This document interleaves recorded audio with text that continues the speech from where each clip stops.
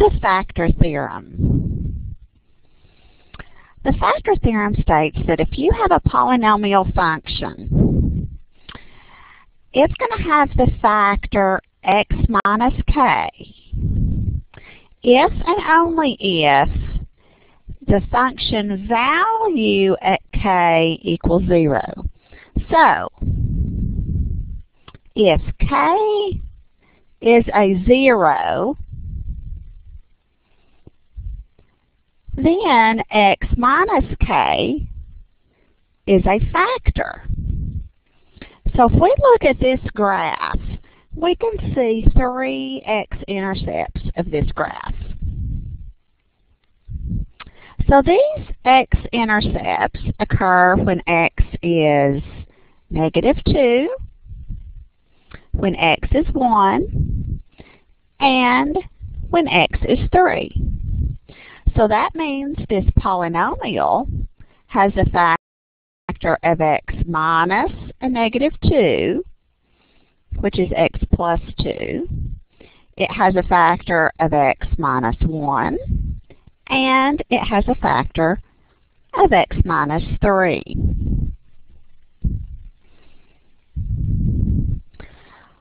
Write the complete factored form of a polynomial function that has zeros of -2, 4, and 0, and 8. And we know the polynomial has a leading coefficient of 1.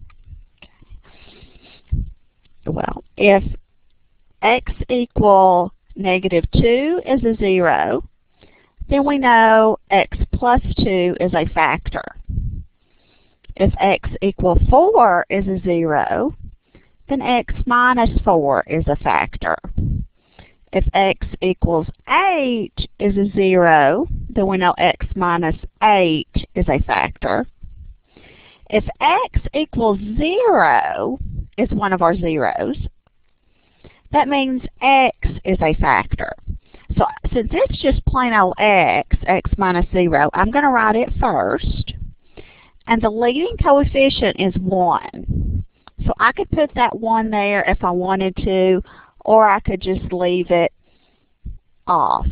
X times x plus 2 times x minus 4 times x minus 8. This would be the factored form of my polynomial function. Now here I'm asked to do the same thing, write the complete factored form, but I have to read my information from the graph. Assume my leading coefficient is either +1 or -1. And assume our graph is on a standard window. Well, I can see 3 x-intercepts. So I know that this graph is going to have zeros at x equal, let's see, if this is my y-axis, this would be at x equal -2, at x equals 0, and at x equal 1, 2, 3, 4, 5, 6. So I know I'm going to have factors of x plus 2, x minus 6, and x. The leading coefficient is going to be either a +1 or a -1. So we've got to use what we know about polynomial functions to determine that. Since this has 3 x-intercepts, I can assume this is a 3rd degree polynomial. I only have 2 turning points, this one here, and this one that's going to occur way down here somewhere where I can't really see it. So since this first tail is going down, when my x's are negative, my y's are also negative. That means my leading coefficient is a +1. If the x's were negative and the y's were positive, my leading coefficient would be a -1. So this would be the factored form of the polynomial in this graph. Now this time I don't know the value of a. I know my zeros are -4, -6, and 3. So that means my factors are going to be x plus 4 times x plus 6 times x minus 3. But all I know here is that if x is 0, my y value is 10. So my polynomial is going to look like this. The only thing I don't know is this value of my leading coefficient, which is my a. I do know that f of 0 is 10. So let me plug in the 0 for x. That would give me a times 0 plus 4 would be 4.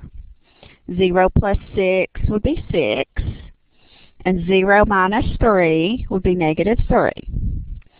When I plug 0 in for x, this should equal 10. So let's see. I'll multiply these together. This would be 24 times a -3 would be a -72a equals 10. So I can solve this for a by dividing by -72. And I get that my leading coefficient is -10 over 72. I can reduce that to -5 over 36.